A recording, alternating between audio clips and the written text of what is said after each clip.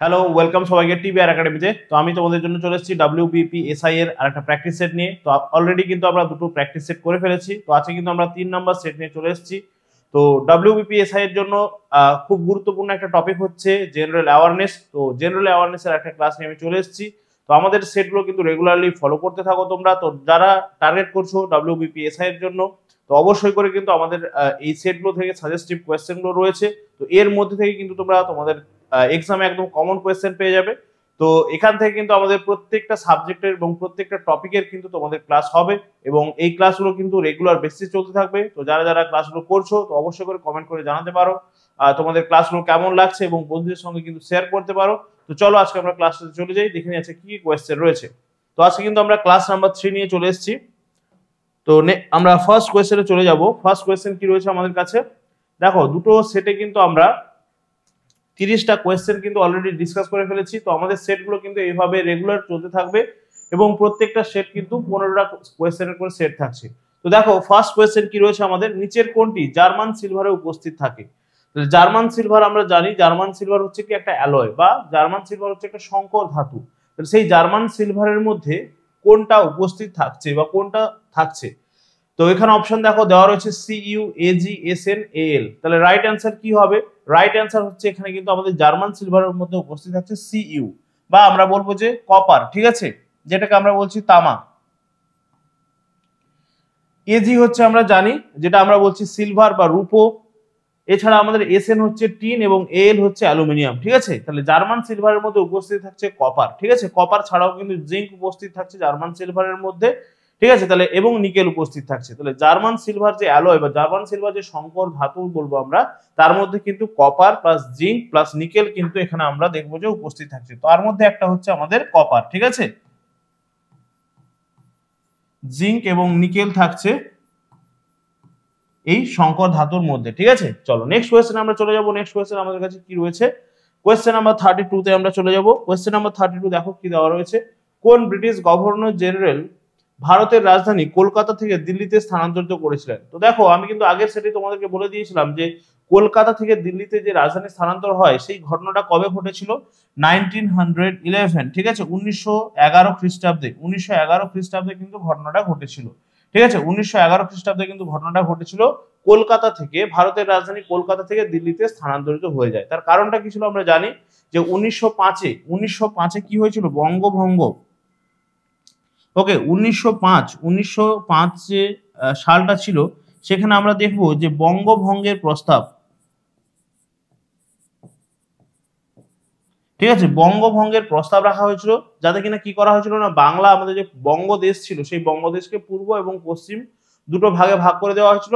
যেখানে আমরা দেখছিলাম যে পূর্ববঙ্গটা ছিল প্রধানত মুসলিম এরিয়া এবং পশ্চিমবঙ্গটা যেখানে ছিল হিন্দু এরিয়া। তাহলে এই হিন্দু এবং মুসলিমদের মধ্যে একটা ভেদাভেদ সৃষ্টি করতে চেয়েছিল কারা? সৃষ্টি করতে চেয়েছিল ইংরেজরা, ঠিক আছে। এবং সেখানে তারা অজুহাত কি দেখিয়েছিল, যে আমাদের শাসন করতে সুবিধা হবে, ঠিক আছে। তো সেই এই বঙ্গভঙ্গের প্রতিবাদে আমরা জানি সেখানে আমাদের কিন্তু আন্দোলন শুরু হয়েছিল, বঙ্গভঙ্গ বিরোধী আন্দোলন।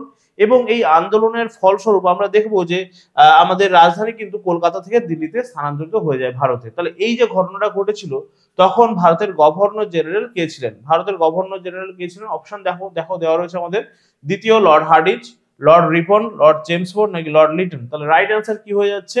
রাইট অ্যান্সার কিন্তু আমাদের হয়ে যাচ্ছে অপশন এ, ঠিক আছে। অপশন এ হয়ে যাচ্ছে এখানে আমাদের রাইট অ্যান্সার। অপশন এ হয়ে যাচ্ছে এখানে আমাদের রাইট অ্যান্সার। নেক্সট কোয়েশ্চেন আমরা চলে যাব। নেক্সট কোয়েশ্চেন কি রয়েছে আমাদের কাছে, কোয়েশ্চেন নাম্বার 33, ভারতীয় জাতীয় কংগ্রেস যখন প্রতিষ্ঠিত হয় তখন ভারতের গভর্নর জেনারেল কে ছিলেন? তাহলে ভারতীয় জাতীয় কংগ্রেস কবে প্রতিষ্ঠিত হয়েছিল মনে রাখতে হবে আমাদের, ভারতীয় জাতীয় কংগ্রেস বা ইন্ডিয়ান ন্যাশনাল কংগ্রেস আমরা যেটাকে বলছি INC, ঠিক আছে, 1885, ঠিক আছে, 1885 সালে কিন্তু ভারতীয় জাতীয় কংগ্রেস প্রতিষ্ঠিত হয়। এবং ভারতীয় জাতীয় কংগ্রেস যখন প্রতিষ্ঠিত হয় তখন আমাদের গভর্নর জেনারেল কে ছিলেন আমরা জানি, লর্ড ডাফরিন ছিলেন কিন্তু তখন আমাদের গভর্নর জেনারেল, ঠিক আছে। লর্ড ডাফরিন ছিলেন গভর্নর জেনারেল। এবং এই INC বা আমরা বলবো যে ইন্ডিয়ান ন্যাশনাল কংগ্রেস, এইটা কার সুপারিশে বা কার প্রচেষ্টাতে বলবো আমরা প্রতিষ্ঠিত হয়েছিল? অ্যালান অক্টাভিয়ান হিউম আমরা জানি, AO হিউম আমরা বলে থাকি, ঠিক আছে, অ্যালান অক্টাভিয়ান হিউম, যাকে কিনা বলা হচ্ছে কি না আইএনসির প্রতিষ্ঠাতা, যার প্রচেষ্টাতেই কিন্তু আইএনসি বা ইন্ডিয়ান ন্যাশনাল কংগ্রেসটা কিন্তু প্রতিষ্ঠিত হয়েছিল। এবং এই ইন্ডিয়ান ন্যাশনাল কংগ্রেস বা ভারতীয় জাতীয় কংগ্রেসের প্রথম যিনি সভাপতি ছিলেন তার নাম আমরা জানি উমেশ চন্দ্র ব্যানার্জি। ঠিক আছে, এই ঘটনাগুলো কিন্তু আমাদের একটু মনে রাখতে হবে। চলো নেক্সট কোয়েশ্চেন আমরা এগিয়ে যাবো। নেক্সট কোয়েশ্চেন কি রয়েছে আমাদের কাছে, কোয়েশ্চেন নাম্বার 34, ইনকলাব জিন্দাবাদ স্লোগানটি কে দিয়েছিলেন? এটা খুবই একটা বিখ্যাত একটা স্লোগান। তাহলে এই স্লোগানটি কে দিয়েছিলেন? তাহলে অপশনগুলো আমরা দেখে নেব। ইনকলাব জিন্দাবাদ কথার অর্থ কি? বিপ্লব দীর্ঘজীবী হোক। ঠিক আছে, বিপ্লব দীর্ঘজীবী হোক।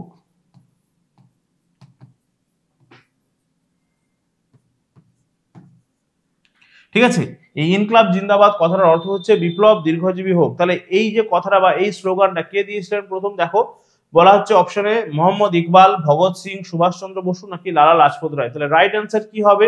রাইট অ্যান্সার কিন্তু এখানে আমাদের হয়ে যাচ্ছে ভগৎ সিং। ঠিক আছে, ভগৎ সিং ইনকলাব জিন্দাবাদ এই স্লোগানটা প্রথম কিন্তু দিয়েছিলেন। ঠিক আছে, লালা লাজপত রায়ের স্লোগানটা কি ছিল বা লালা লাজপত রায় কি বলেছিলেন? স্বরাজ আমার জন্মগত অধিকার। ঠিক আছে, স্বরাজ আমার জন্মগত অধিকার, এইটা হচ্ছে লালা লাজপত রায় বলেছিলেন। সুভাষচন্দ্র বসুর ক্ষেত্রে আমরা বলবো যে জয় হিন্দ। ঠিক আছে, জয় হিন্দ, বা আমরা বলতে পারি দিল্লি চলো। ঠিক আছে, দিল্লি চলো। এবং আমরা যদি দেখি মোহাম্মদ ইকবাল, আমরা যে বিখ্যাত একটা গান শুনি সারে জাহাঁ সে আচ্ছা। ঠিক আছে, সারে জাহাঁ সে আচ্ছা,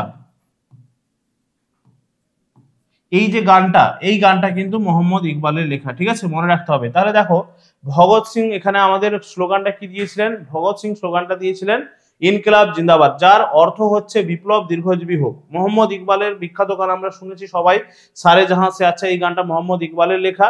সুভাষচন্দ্র বসু যদি আমরা স্লোগান ধরি সেক্ষেত্রে আমরা বলবো জয় হিন্দ বা দিল্লি চলো। ঠিক আছে, এবং লালা লাজপত রায়ের ক্ষেত্রে আমরা মনে রাখবো যে স্বরাজ আমার জন্মগত অধিকার। এই যে ঘটনাগুলো কিন্তু এই আমাদের কিন্তু মনে রাখতে হবে স্লোগানগুলো, কে কোন স্লোগানটা দিয়েছিলেন।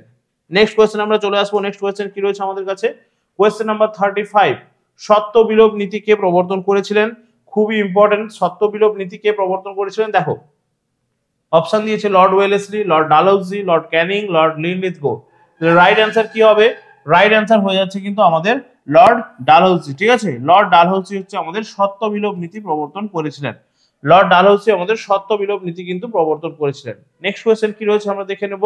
নেক্সট কোয়েশ্চেন, কোয়েশ্চেন নাম্বার 36 কি রয়েছে আমাদের কাছে, ফারাক্কা ব্যারেজ নির্মাণের প্রধান কারণ কি ছিল? ফারাক্কা ব্যারেজ নির্মাণের প্রধান কারণ কি ছিল? দেখো অপশন কি দিয়েছে, নিম্নবঙ্গে বন্যা নিয়ন্ত্রণ, হুগলি নদীতে জলের যোগান বৃদ্ধি, পশ্চিমবঙ্গের জন্য বিদ্যুৎ উৎপাদন, বিহারের অন্তর্দেশীয় জলপথ পরিবহন। তাহলে ফারাক্কা ব্যারেজ যে নির্মাণ করা হয়েছিল তার প্রধান কারণ বলেছে। ঠিক আছে, প্রধান কারণ, বিভিন্ন রকম কারণ ছিল, তাদের মধ্যে যে প্রধান, ঠিক আছে, মূল কারণটা ছিল সেটা হচ্ছে কি হুগলি নদীতে জলের যোগান বৃদ্ধি। ঠিক আছে, আমরা জানি যে গঙ্গা নদীটা, ঠিক আছে, গঙ্গা নদীটা যখন বয়ে আসছে সেক্ষেত্রে ওয়েস্ট বেঙ্গলের কাছে এসে সেটা কিন্তু দুটো ভাগে, আমরা জানি মুর্শিদাবাদের যে ধুলিয়ান রয়েছে সেখানে কিন্তু দুটো ভাগে ভাগ হয়ে যাচ্ছে। তার যে মোটা অংশটা বা যেটাতে বেশি জল প্রবাহিত হচ্ছে সেই অংশটা কিন্তু আমরা দেখবো যে পদ্মা নামে বাংলাদেশের দিকে চলে যাচ্ছে, আর অপেক্ষাকৃত যে সরু অংশটা সেটা কিন্তু চলে আসছে আমাদের পশ্চিমবঙ্গের মধ্যে দিয়ে ভাগীরথী হুগলি নাম নিয়ে। ঠিক আছে, ভাগীরথী হুগলি নাম নিয়ে, এবং পরবর্তীকালে দুটো গিয়ে কোথায় পড়ছে? বঙ্গোপসাগরে। তো সেক্ষেত্রে কি হচ্ছে না, গঙ্গা নদীর যে মূল জলধারাটা সেটা চলে যাচ্ছিল বাংলাদেশের দিকে, এবং আমাদের এখানে পশ্চিমবঙ্গে কিন্তু সেই স্রোতটা কিন্তু কম আসছিল। আর আমরা জানি যে আমাদের যে কলকাতা বন্দর সেটা কিন্তু এই হুগলি নদীর ওপরেই কিন্তু অবস্থিত, হুগলি নদীর তীরেই কলকাতা বন্দরটা অবস্থিত। তো সেক্ষেত্রে এখানে যদি কি হয়, এখানে যদি আমাদের জলের যোগানটা কমে যায় সেক্ষেত্রে এখানে কিন্তু বড় বড় জাহাজগুলো আসতে সমস্যা হচ্ছিল, কারণ জলের নাব্যতা কম, সেক্ষেত্রে বড় বড় জাহাজ আসতে গিয়ে দেখা যাচ্ছে যে বালির চরে আটকা পড়ছিল। তো সেই জন্য এই ফারাক্কা ব্যারেজটা এখানে নির্মাণ করা হলো, এবং ফারাক্কা ব্যারেজ নির্মাণ করে কি করা হলো না, এই যে হুগলি নদীর দিকে জলের যোগানটা কিন্তু একটু বাড়িয়ে দেওয়া হলো। ঠিক আছে, এটাই ছিল মূল কারণ। তাহলে অপশন এখানে আমরা দেখবো যে অপশন বি হয়ে যাচ্ছে এখানে আমাদের রাইট অ্যান্সার। অপশন বি হয়ে যাচ্ছে এখানে আমাদের রাইট অ্যান্সার। চলো নেক্সট কোয়েশ্চেন আমরা এগিয়ে যাবো। নেক্সট কোয়েশ্চেন কি রয়েছে আমাদের কাছে, কোয়েশ্চেন নাম্বার 37 বলছে কাকরাপাড় পারমাণবিক বিদ্যুৎ কেন্দ্র কোন রাজ্যে অবস্থিত? পারমাণবিক বিদ্যুৎ কেন্দ্র কোথায় অবস্থিত? দেখো রাইট অ্যান্সার কি হবে? অপশন দেখো বলছে রাজস্থান, গুজরাট, মহারাষ্ট্র নাকি কর্ণাটক। তাহলে রাইট অ্যান্সার এখানে আমাদের হয়ে যাচ্ছে গুজরাট। ঠিক আছে, কাকরাপাড় যে পারমাণবিক বিদ্যুৎ কেন্দ্র এটা আমাদের অবস্থিত হচ্ছে গুজরাটে, ঠিক আছে, গুজরাটে। চলো নেক্সট কোয়েশ্চেনে চলে আসবো। নেক্সট কোয়েশ্চেন কি রয়েছে আমাদের কাছে, কোয়েশ্চেন নাম্বার দেখো 38 আমাদের কাছে কি রয়েছে, লোনার হ্রদ কোন রাজ্যে অবস্থিত, লোনার হ্রদ কোন রাজ্যে অবস্থিত। দেখো তাহলে রাইট অ্যান্সার কি হবে, মহারাষ্ট্র, পশ্চিমবঙ্গ, তেলেঙ্গানা নাকি অন্ধ্রপ্রদেশ। তাহলে রাইট অ্যান্সার হচ্ছে লোনার হ্রদ। লোনার হ্রদ কোথায় অবস্থিত, লোনার হ্রদ হচ্ছে মহারাষ্ট্রে অবস্থিত লোনার হ্রদ, ঠিক আছে, মহারাষ্ট্রে অবস্থিত লোনার হ্রদ। এই লোনার হ্রদের বিশেষত্ব কি, লোনার হ্রদ হচ্ছে কি উল্কাপাতের ফলে সৃষ্টি হয়েছে, ঠিক আছে, উল্কাপাতের ফলে সৃষ্টি হয়েছে লোনার হ্রদ, মনে রাখতে হবে, ঠিক আছে।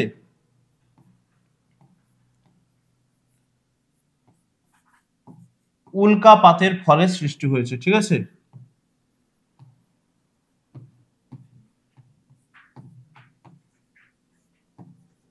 এই লোনার হ্রদ হচ্ছে উল্কাপাতের ফলে লোনার হ্রদের সৃষ্টি হয়েছে, মনে রাখতে হবে। মহারাষ্ট্রে রয়েছে লোনার হ্রদ, ঠিক আছে, এটা হচ্ছে লোনার হ্রদের বিশেষত্ব। নেক্সট কোয়েশ্চেন আমরা চলে আসবো, কোয়েশ্চেন নাম্বার 39। কোয়েশ্চেন নাম্বার 39 কি বলছে দেখো, নিম্নের কোন হরমোনটি স্তন্যপায়ী প্রাণীদের হৃদস্পন্দন বাড়ায়, ঠিক আছে, হৃদস্পন্দন বাড়াতে সাহায্য করছে, ঠিক আছে। তাহলে রাইট অ্যান্সার কি হবে, কোন হরমোন, দেখো বলছে ইনসুলিন, মেলানিন, থাইরক্সিন নাকি অ্যাড্রিনালিন। তাহলে রাইট অ্যান্সার কি হবে, রাইট অ্যান্সার কিন্তু এখানে আমাদের অ্যাড্রিনালিন হয়ে যাবে। তার কারণ অ্যাড্রিনালিন আমরা জানি যে আপদকালীন হরমোন আমরা বলছি অ্যাড্রিনালিনকে, ঠিক আছে। তার কারণ আমরা যদি দেখি যে কোনো কারণে যদি আমাদের কোনো রকম কোনো একটা এমার্জেন্সি সিচুয়েশন ক্রিয়েট হয়, সেক্ষেত্রে কিন্তু আমাদের শরীরের মধ্যে কিন্তু কি হচ্ছে না, ব্লাড সার্কুলেশন বেড়ে যাচ্ছে এবং আমাদের বুকটা ঢিপ ঢিপ করছে। আমরা যদি ভয়, ঠিক আছে, ভয় লাগছে, তাহলে আমাদের বুক ঢিপ ঢিপ করছে ভয়। তাহলে এই যে ঘটনাটা, এই ভয়ের যে ঘটনাটা, এটা হচ্ছে আমাদের জন্য একটা এমার্জেন্সি সিচুয়েশন। তাহলে এই সমস্ত সিচুয়েশন গুলোকে হ্যান্ডেল করার জন্য আমাদের রয়েছে কিন্তু অ্যাড্রিনালিন, ঠিক আছে। এই জন্য কি আমরা বলছি জরুরিকালীন হরমোন বা আপদকালীন হরমোন, ঠিক আছে। মনে রাখতে হবে এই অ্যাড্রিনালিন কিন্তু আমাদের হৃদস্পন্দন বাড়াতে সাহায্য করছে। আচ্ছা এবারে দেখো এখানে আমরা যদি বলি যে মেলানিন, এটা কিন্তু কোন রকম কোনো হরমোন নয়, ঠিক আছে, মেলানিন কোনো হরমোন নয়, মেলানিন হচ্ছে একটা রঞ্জক পদার্থ, ঠিক আছে, রঞ্জক পদার্থ। এই রঞ্জক পদার্থ কি করছে আমাদের, আমরা জানি মেলানিন হচ্ছে কি রঞ্জক পদার্থ। এই মেলানিন হচ্ছে আমাদের চামড়াতে যদি থাকে, সেক্ষেত্রে মেলানিন থাকার জন্য আমাদের ত্বকের বর্ণ হচ্ছে কালো বর্ণের হয়, ঠিক আছে, বা আমাদের ত্বকের বর্ণ হচ্ছে ডার্ক হয় মেলানিনের উপস্থিতির উপর ভিত্তি করে। যাদের শরীরে মেলানিন বেশি থাকে তাদের একটু ডার্ক কালারের হয় স্কিন, আর যাদের মেলানিন কম থাকে তাদের ক্ষেত্রে হচ্ছে লাইট কালারের স্কিন হয়। এই মেলানিন কিন্তু খুবই গুরুত্বপূর্ণ, মনে রাখতে হবে, ঠিক আছে। মেলানিন কি হচ্ছে না, ব্যাড ইউভি যেটা আমাদের জন্য, ঠিক আছে, ব্যাড ইউভি রে আল্ট্রাভায়োলেট রে, যেটা কিন্তু আমাদের স্কিনের ক্যান্সার সৃষ্টি করতে পারে, ঠিক আছে। যে ইউভি রে, এই ইউভি রে কে শোষণ করে নিচ্ছে কিন্তু মেলানিন, ঠিক আছে, ইউভি রে কে শোষণ করে নিচ্ছে মেলানিন এবং আমাদেরকে কিন্তু এই স্কিন ক্যান্সারের মতো দুরারোগ্য ব্যাধির হাত থেকে কিন্তু রক্ষা করতে পারছে মেলানিন, ঠিক আছে। তো সেক্ষেত্রে যাদের শরীরে মেলানিনের মাত্রা বেশি তাদের কিন্তু স্কিন ক্যান্সার হওয়ার প্রবণতা অনেক কম, ঠিক আছে, মনে রাখতে হবে। ইনসুলিন আমরা জানি, ইনসুলিন কি করছে, আমাদের শরীরের মধ্যে রক্তের শর্করার পরিমাণটাকে কমাতে সাহায্য করছে, ঠিক আছে। এবং ইনসুলিনের অভাবে আমরা মনে রাখবো যে রোগটা হচ্ছে, সেটা হচ্ছে আমাদের মধুমেহ বা আমরা বলবো যে ডায়াবেটিস মেলিটাস, ঠিক আছে।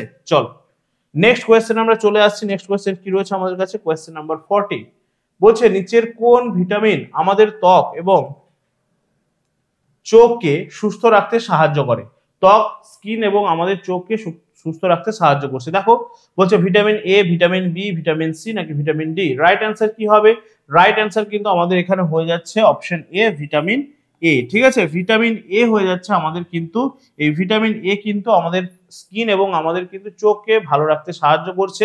আমরা জানি যে ভিটামিন এর রাসায়নিক নামটা কি হবে, ভিটামিন এর রাসায়নিক নাম হচ্ছে রেটিনল, ঠিক আছে, রেটিনল। রাসায়নিক নামগুলো সঙ্গে সঙ্গে মনে রাখতে পারলে খুবই ভালো হয় এবং মনে রাখার আমাদের চেষ্টা করতে হবে, রেটিনল, ঠিক আছে।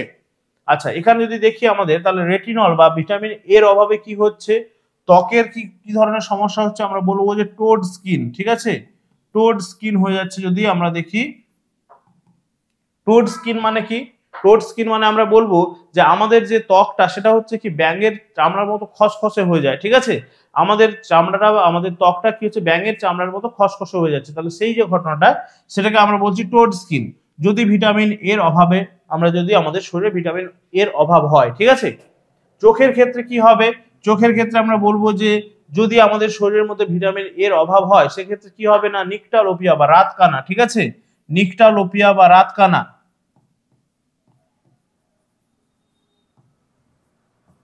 নিকটালোপিয়া বা আমরা বলবো যে রাতকানা রোগ হয়, ঠিক আছে।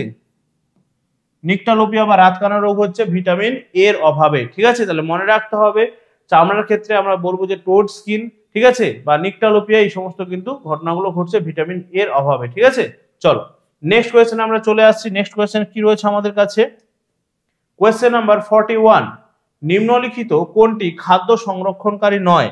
খাদ্য সংরক্ষণ বা ফুড প্রিজারভেটিভ নয় কোনটা, ঠিক আছে, যেটাকে খাদ্য সংরক্ষণের কাজে ব্যবহার করা হচ্ছে না। অপশনগুলোকে দেখে নেবো ভালো করে। বলছে sodium carbonate, sodium benzoate, sodium metabisulphite, আর অপশন ডি তে বলেছে আমাদের দেখো সোডিয়াম ক্লোরাইড। তাহলে রাইট অ্যান্সার কি হবে? রাইট অ্যান্সার হচ্ছে এখানে আমাদের সোডিয়াম কার্বনেট। সোডিয়াম কার্বনেট কিন্তু খাদ্য সংরক্ষণের কাজে ব্যবহার করা হচ্ছে না, ঠিক আছে। সোডিয়াম কার্বনেট কিন্তু খাদ্য সংরক্ষণের কাজে ব্যবহার করা হচ্ছে না, ঠিক আছে। ওকে, বাকি যে তিনটে রয়েছে এগুলো কিন্তু খাদ্য সংরক্ষণের কাজে ব্যবহার করা হচ্ছে। এবং অপশন ডি যেটা দেওয়া রয়েছে ভালো করে দেখো, অপশন ডিটা কিন্তু আমাদের খুবই পরিচিত। এটাকে আমরা বলবো যে সোডিয়াম ক্লোরাইড মানে কি NaCl, আমরা সবাই চিনি। সোডিয়াম ক্লোরাইডকে আমরা কি বলছি? টেবল সল্ট, ঠিক আছে। তার মানে আমরা দৈনন্দিন কাজে যেই খাদ্য লবণটা ব্যবহার করছি, যে খাদ্য লবণটা ব্যবহার করছি তারই রাসায়নিক নাম হয়ে যাচ্ছে কি? Sodium chloride. খাদ্য লবণ বা টেবিল সল্টের রাসায়নিক নাম হয়ে যাচ্ছে সোডিয়াম ক্লোরাইড। চলো নেক্সট কোয়েশ্চেন কি রয়েছে আমাদের কাছে? কোয়েশ্চেন নাম্বার 42 বলছে শান্তি স্বরূপ ভাটনগর পুরস্কার কোন ক্ষেত্রে দেওয়া হয়, ঠিক আছে। এই যে পুরস্কারটা শান্তি স্বরূপ ভাটনগর পুরস্কার, এটা কোন ক্ষেত্রে দেওয়া হচ্ছে? অপশনগুলো দেখে নেবো, সঙ্গীত, শান্তি, বিজ্ঞান নাকি অঙ্ক, কোন ক্ষেত্রে দেওয়া হচ্ছে? তাহলে রাইট অ্যান্সার এখানে হয়ে যাচ্ছে আমাদের, রাইট অ্যান্সার হয়ে যাচ্ছে বিজ্ঞান, ঠিক আছে। বিজ্ঞানের বিশেষ কিছু আবিষ্কার বা উল্লেখযোগ্য কোনো কিছু আবিষ্কারের ক্ষেত্রে, ঠিক আছে, এবং উল্লেখযোগ্য বিজ্ঞানের কোনো কিছু আমরা দেখবো যে যারা সেই ক্ষেত্রে অবদান রাখেন, তো সেই জন্য কিন্তু তাদেরকে এই পুরস্কারটা কিন্তু দেওয়া হচ্ছে, ঠিক আছে। তাহলে শান্তি স্বরূপ ভাটনগর পুরস্কারটা কিন্তু বৈজ্ঞানিক কোনো আবিষ্কারের ক্ষেত্রে সেই অবদানের জন্য বিজ্ঞানের, তো সেখানে কিন্তু দেওয়া হচ্ছে, মনে রাখতে হবে। চলো নেক্সট কোয়েশ্চেনে চলে আসবো আমরা। Question number 43। কোয়েশ্চেন নাম্বার 43 কি হচ্ছে দেখো, বলছে জাহাঙ্গীরের সময়কার বিখ্যাত চিত্রশিল্পী কে ছিলেন? জাহাঙ্গীরের সময়কার বিখ্যাত চিত্রশিল্পী, অপশন দেখবো, বলছে ওস্তাদ মোহাম্মদ আলী, এনায়েত খাঁ, ওস্তাদ মনসুর, আব্দুল হক। তাহলে রাইট অ্যান্সার কি হবে? জাহাঙ্গীরের সমসাময়িক বা জাহাঙ্গীরের রাজসভায় ছিলেন জাহাঙ্গীরের সময়ের একজন বিখ্যাত চিত্রশিল্পী, ঠিক আছে। জাহাঙ্গীর কিন্তু চিত্রকলার বিশেষ কিন্তু পৃষ্ঠপোষক ছিলেন, ঠিক আছে। তার দরবারে অনেক কিন্তু বিখ্যাত বিখ্যাত চিত্রশিল্পীরা ছিলেন। তো এখানে রাইট অ্যান্সারটা আমাদের হয়ে যাচ্ছে ওস্তাদ মনসুর, ঠিক আছে। ওস্তাদ মনসুর হচ্ছেন জাহাঙ্গীরের সময়কার একজন বিখ্যাত চিত্রশিল্পী, ঠিক আছে। এই জাহাঙ্গীরের পুত্র হচ্ছেন আমাদের বিখ্যাত, আমরা জানি যে শাহজাহান, যিনি কিনা তাজমহল নির্মাণ করিয়েছিলেন, ঠিক আছে। চল নেক্সট কোয়েশ্চেন আমরা চলে আসবো। কোয়েশ্চেন নাম্বার 44 আজকের সেটের আমাদের সেকেন্ড লাস্ট কোয়েশ্চেন কি রয়েছে দেখো, সেকেন্ড লাস্ট কোয়েশ্চেন আমাদের আজকের সেটের। খান আব্দুল গফফর খান নিচের কোন পত্রিকা প্রকাশ করতেন, ঠিক আছে। নিচের কোন পত্রিকা প্রকাশ করতেন? দেখো অপশন দেওয়া রয়েছে পাখতুন, নিউ ইন্ডিয়া, কমনওয়েলথ নাকি ইন্ডিয়ান মিরর। তাহলে রাইট অ্যান্সার কি হয়ে যাচ্ছে? খান আব্দুল গফফর খান কিন্তু অপশন এ পাখতুন নামক একটা পত্রিকা তিনি কিন্তু প্রকাশ করতেন, ঠিক আছে। পাখতুন নামক একটা পত্রিকা তিনি প্রকাশ করতেন। এই খান আব্দুল গফফর খানকে আমরা কি নামে চিনি? সীমান্ত গান্ধী, মনে রাখবো, ঠিক আছে। সীমান্ত গান্ধী নামে কিন্তু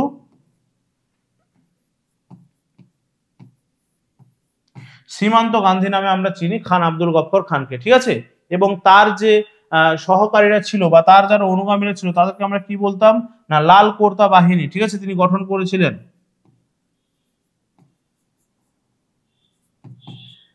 বাহিনী, ঠিক আছে, লাল কোর্তা বাহিনী, ঠিক আছে। তো এইটা কিন্তু মনে রাখতে হবে। তাহলে তাকে সীমান্ত গান্ধী নামে আমরা পরিচিত, তিনি আমাদের সঙ্গে সীমান্ত গান্ধী নামে তাকে আমরা চিনি। তার যে বাহিনী ছিল তাকে আমরা বলছি লাল কোর্তা বাহিনী, এবং তিনি যে পত্রিকা প্রকাশ করতেন তার নাম হচ্ছে পাখতুন, ঠিক আছে। চলো আজকে সেটার আমাদের last but not list question কি রয়েছে আমরা দেখে নেব। 45 কি বলছে? আর্থিক জরুরি অবস্থার ধারণা সংগ্রহ করা হয়েছে। তাহলে আর্থিক জরুরি অবস্থার ধারণা এটা কোথা থেকে সংগ্রহ করা হয়েছে? এটা কিন্তু আমাদের পলিটি থেকে, কনস্টিটিউশন থেকে একটা কোয়েশ্চেন রয়েছে। তাহলে দেখো আমরা আমাদের যে ইন্ডিয়ান কনস্টিটিউশন, সেখানে বিভিন্ন রকম যে নিয়মগুলো আমরা দেখতে পাই সেগুলো কিন্তু বিভিন্ন দেশ থেকে ধার করে নেওয়া হয়েছে, ঠিক আছে। যেখানে যত ভালো ভালো জিনিস ছিল সেগুলো থেকে কিন্তু ধার করে নেওয়া হয়েছে আমাদের ইন্ডিয়ান কনস্টিটিউশনে। তাহলে সেরকমই একটা দেখো আর্থিক জরুরি অবস্থা, ঠিক আছে, এটা হচ্ছে একটা জরুরি অবস্থা।